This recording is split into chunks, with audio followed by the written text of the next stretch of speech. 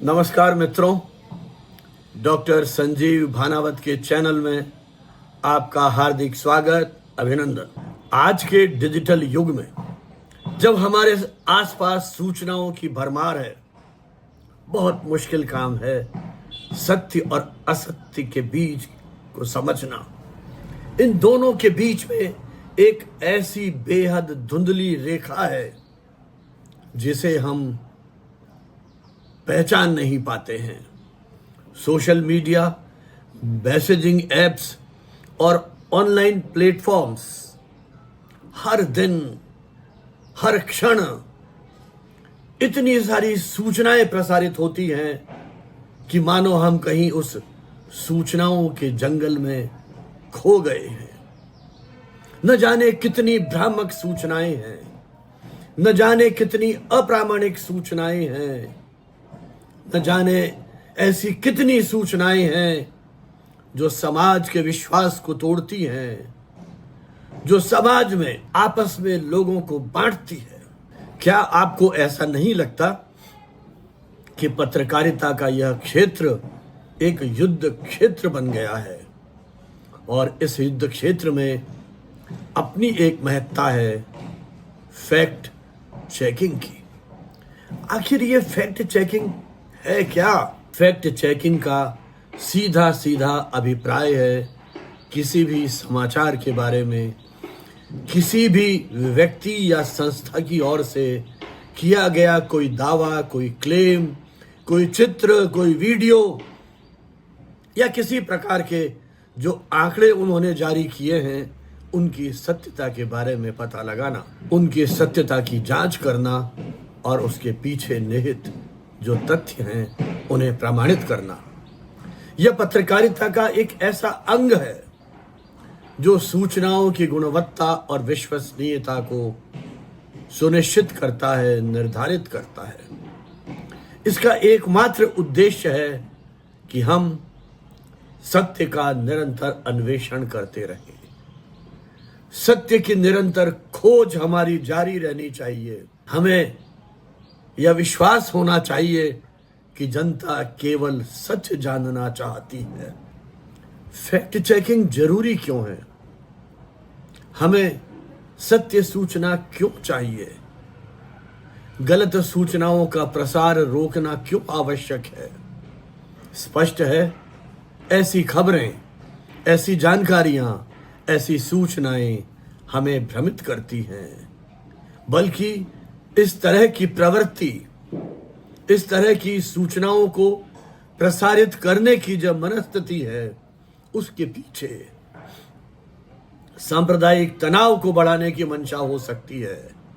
जो असामाजिक तत्व हैं वो समाज में हिंसा का वातावरण फैला सकते हैं। ऐसी अफवाहें आज तकनीक के माध्यम से सेकंड्स में वायरल हो जाती हैं और उसका सही पक्ष बताने में हमें कई घंटों से लेकर के दिन और महीने लग जाते हैं। कहा भी है, झूठ के पैर नहीं होते हैं। इस तरह का प्रोपेगेंडा जिस तेजी से फैलता है वह समाज के लिए अक्सर अहित होता है। समाज में अहित होता है, राष्ट्र की सुरक्षा भी कभी कभी खतरे में पड़ जाती है। दो राष्ट्रों के साथ मैत्रीपूर्ण संबंधों पर भी कभी आंच आ सकती है। और एक लोकतांत्रिक समाज में इस तरह के झूठे आंकड़े, फर्जी भाषण, फर्जी इंटरव्यू जब वायरल होते हैं तो वह मतदाता को, आम आदमी को भ्रमित करते हैं, गुमराह करते हैं। सरकारी योजनाओं की जो वास्तविकताएं हैं उनसे दूर ले जाते हैं। लोकतांत्रिक प्रक्रिया में जिस पारदर्शिता की अपेक्षा होती है, उस पारदर्शिता के लिए ये बाधक बनते हैं। इसलिए आवश्यक है कि किसी भी लोकतांत्रिक समाज में सूचनाएं प्रामाणिक रूप से प्रचारित प्रसारित की जाएं।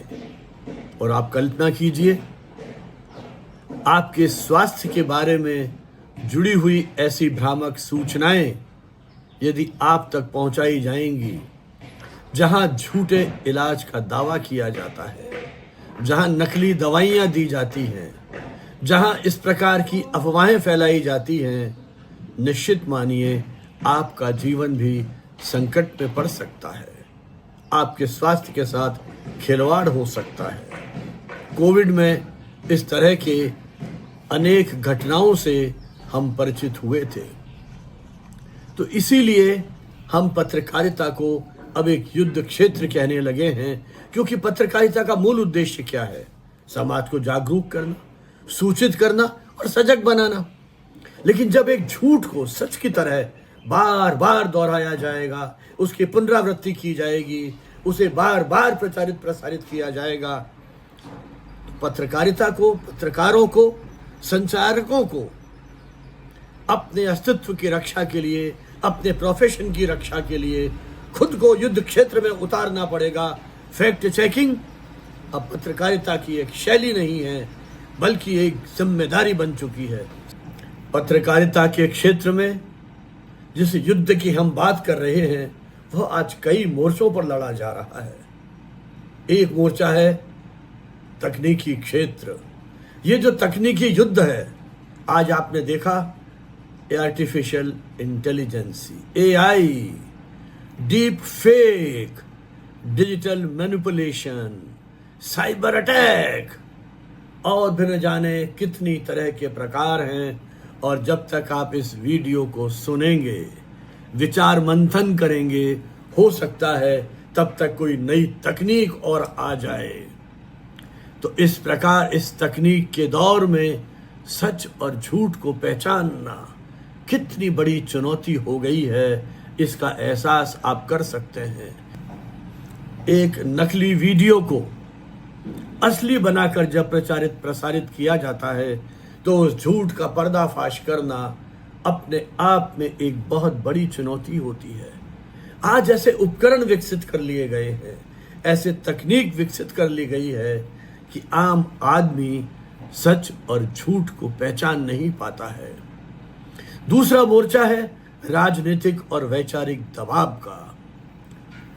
जो राजनीतिक संगठन हैं, राजनीतिक दल हैं, ये अपनी अपने विचारधारा का प्रचार प्रसार करने के लिए और विरोधी पक्ष के विचारों का खंडन करने के लिए, उनके नेताओं को बदनाम करने के लिए, उनके बारे में झूठे दावे करने के लिए, इस प्रकार की प्रवृत्तियां आज वैश्विक स्तर पर बढ़ रही हैं। ये फैक्ट चेकर्स जब फैक्ट चेकिंग का काम करते हैं, तो कई बार ऐसा होता है कि जो राजनीतिक दल होते हैं, वैचारिक समूह होते हैं, जो संगठन होते हैं, ये इन फैक्ट चेकर्स को ट्रोल करते हैं, उन्हें विरोधी बताते हैं, एजेंडा चलाने वाले कहते हैं और कभी कभी तो उन्हें देशद्रोही भी कह देते हैं। तो इस प्रकार राजनीतिक क्षेत्रों से लेकर के जो हमारा एक जो लोकतंत्र में एक वैचारिक स्वतंत्रता की जो हम बात करते हैं, उन पर भी कहीं ना कहीं प्रहार होने लगा है। तो एक मोर्चा ये भी खुला है, जहां हम तकनीकी दबाव महसूस करते हैं, वहीं इस प्रकार के राजनीतिक संगठनों के प्रोपेगेंडा से और जिस प्रकार से ट्रोल किया जा रहा है, उससे भी हमें निपटना होगा। वित्तीय संकट तीसरा मोर्चा है। कई फैक्ट चेकिंग के जो संस्थान हैं, उनको फंडिंग नहीं मिलती है। कैसे वो उन नवीनतम उपकरणों और तकनीक का सहारा लेकर के झूठ और सच का भेद कर पाए, उसका पर्दाफाश कर पाए।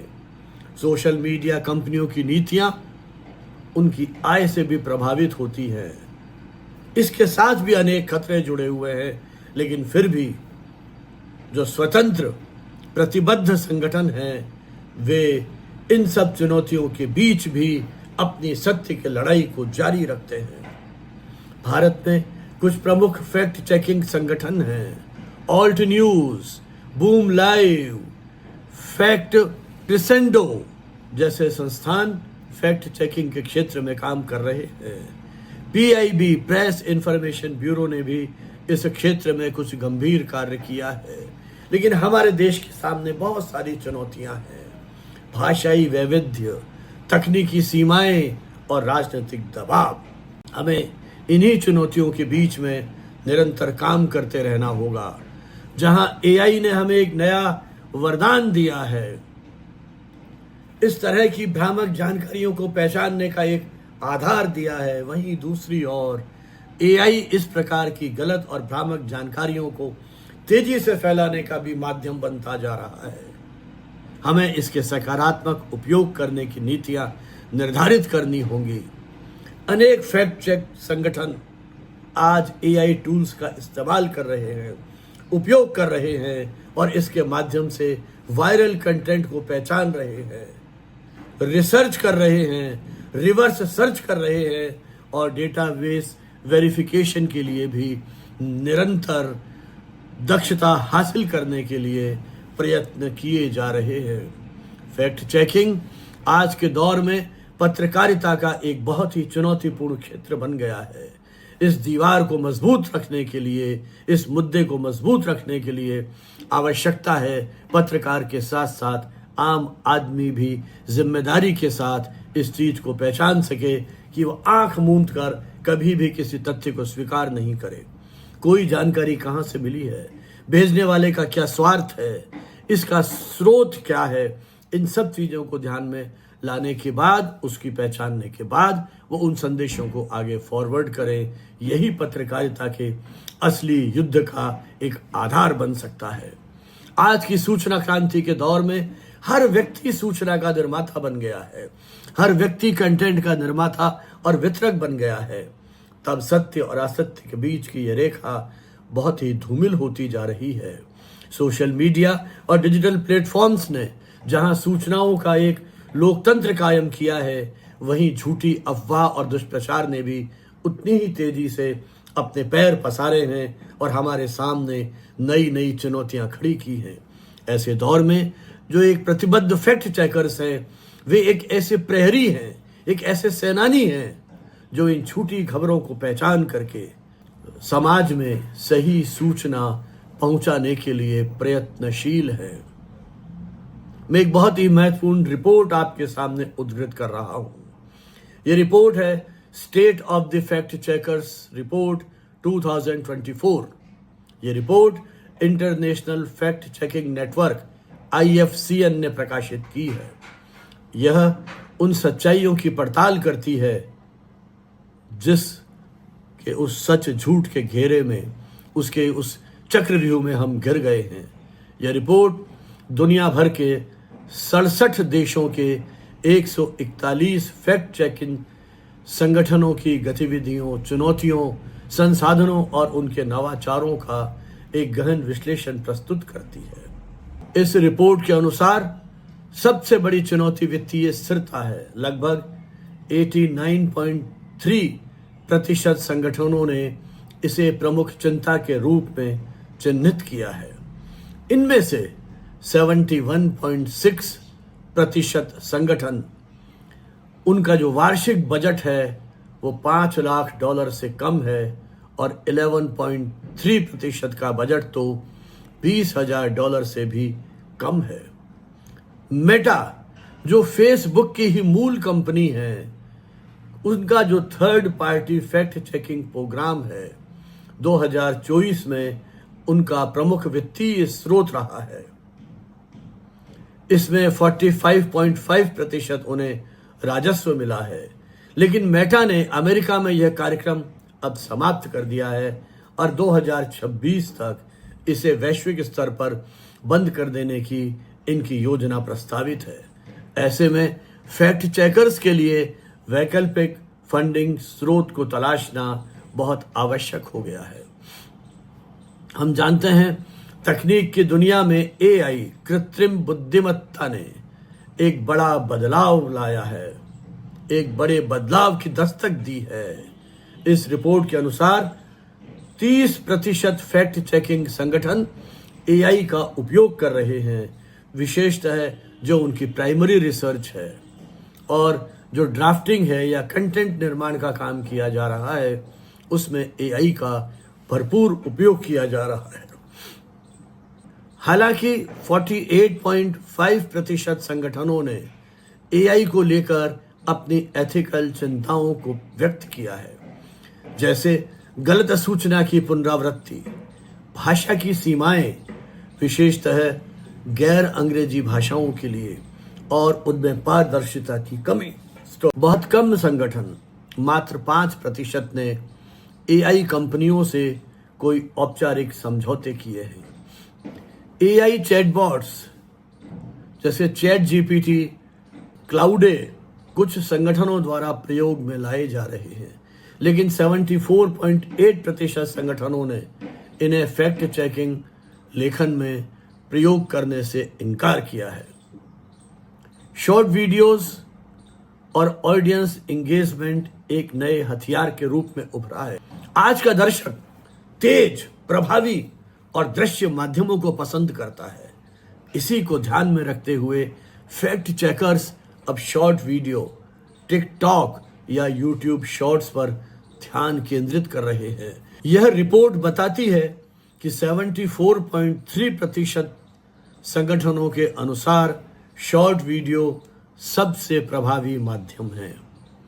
इसके बाद इन्फोग्राफिक्स, सोशल मीडिया, थ्रेड्स और संक्षिप्त फैक्ट चेक रिपोर्ट्स आती हैं। पॉडकास्ट और ईमेल न्यूज़लेटर की पहुंच भी अपेक्षाकृत सीमित है। सच बोलने की कीमत चुकानी पड़ती है, ये हमने इतिहास से भी सीखा है। 2024 में 78% फैक्ट चेकर्स ने उत्पीड़न और धमकी की शिकायतें की हैं। इनमें से 11.5% ने बताया कि उन्हें शारीरिक रूप से धमकाया गया। 41.9% मामलों में पूरी संस्था और उसके स्टाफ को निशाना बनाया गया। उत्पीड़न का सबसे सामान्य माध्यम है ईमेल, फेसबुक और एक्स, से आप ट्विटर के नाम से जानते थे। खेद की बात है कि केवल 20.4% संगठनों के पास औपचारिक सुरक्षा नीति थी।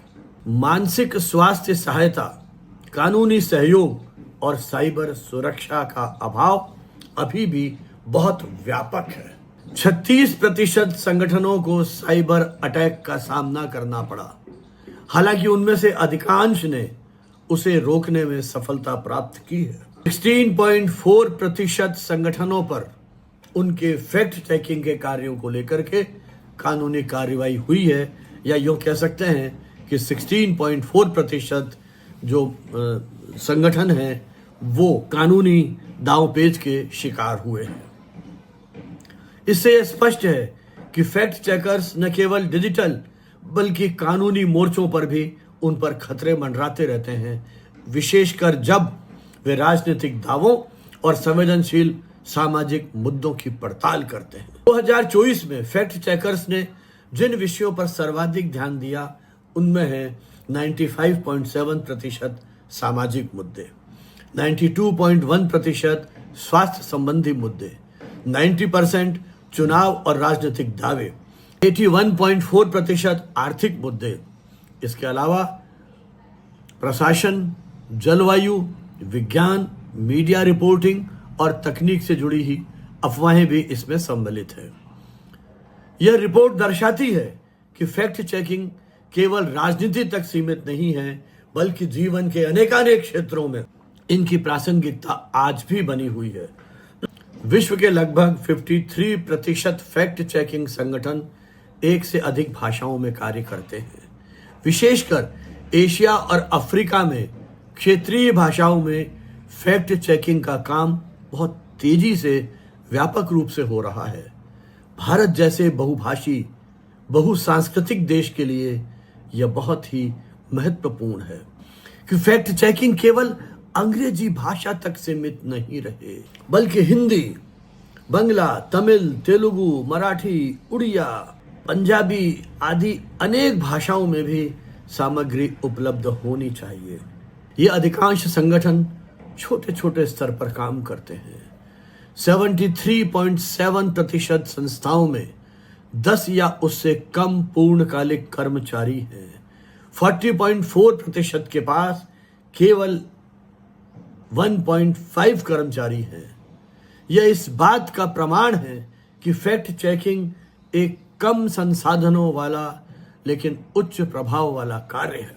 हालांकि 40.6% संस्थानों ने 2024 में कर्मचारियों की संख्या में कुछ वृद्धि अवश्य की है, लेकिन मेटा और अन्य संस्थाओं से मिलने वाले फंड में कटौती के कारण 2025 में काफ़ी जो संगठन हैं उनमें छटनियां हुई हैं या वे छटनी की स्थिति में पहुंच रहे हैं। साझेदारी फैक्ट चेकिंग समुदाय की एक बड़ी ताकत है। 79.4% संगठनों ने अन्य मीडिया, एनजीओ, विश्वविद्यालयों या तकनीकी कंपनियों के साथ सहयोग किया है। क्षेत्रीय नेटवर्क भी उन्होंने स्थापित किया है, जैसे अफ्रीका, एशिया, यूरोप आदि में ये क्षेत्रीय नेटवर्क बहुत सक्रिय है।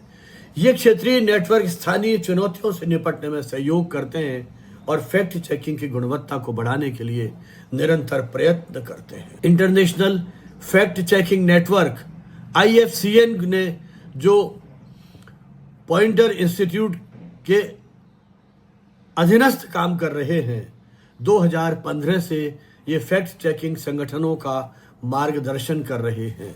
यह रिपोर्ट उसी का एक सशक्त दस्तावेज है जो पत्रकारिता में पारदर्शिता, निष्पक्षता और उत्तरदायित्व के मानदंडों को बढ़ावा देती है।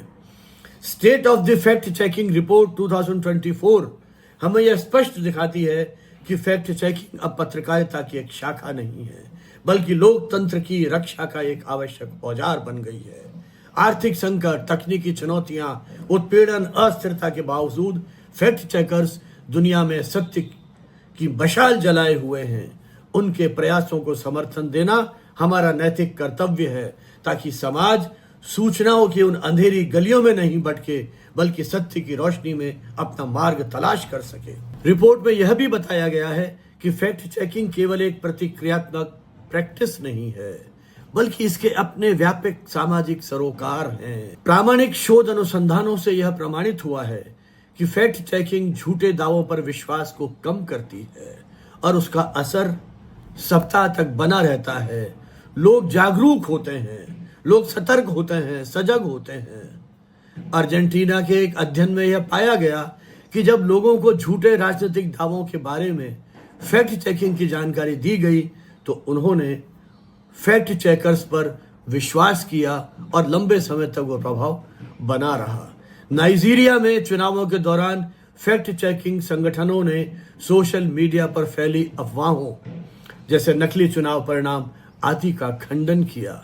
इससे मतदाताओं में सही सूचना समय पर पहुंची और चुनाव का जो वहां माहौल था अधिक पारदर्शी बना।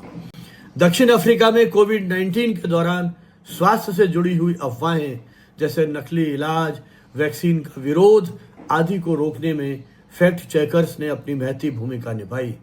इंग्लैंड के अध्ययन में यह पाया गया कि जब लोगों को स्वास्थ्य और राजनीतिक झूठों के बारे में सही जानकारी दी गई तो उन्होंने उसे स्वीकार किया और झूठे दावों को उन्होंने नकार दिया और बिना किसी नकारात्मक प्रतिक्रिया के। भारत की रिपोर्ट में बताया गया है कि भारत जैसे देशों में जहां प्रेस की स्वतंत्रता आम आदमी के साथ साथ प्रेस को भी है, वहां भी फैक्ट चेकिंग जैसी संस्थाएं सक्रिय हैं और जनता को सच की जानकारी देने में वे एक सीमा तक सफल हो रही हैं। भारत में मेटा प्रोग्राम और IFCN के अंतर्गत कई क्षेत्रीय भाषाओं में भी फैक्ट चेकिंग होती रही है। इन उदाहरणों से स्पष्ट है कि फैक्ट चेकिंग केवल तथ्यों की पुष्टि तक सीमित नहीं है, बल्कि यह जनता में सूचना के प्रति जागरूकता, लोकतंत्र की मजबूती और सामाजिक सौहार्द का एक सशक्त माध्यम भी बन चुका है। तो साथियों, आज के इस डिजिटल दौर में हमें सावधान सतर्क रहना है इस प्रकार की भ्रामक सूचनाओं से।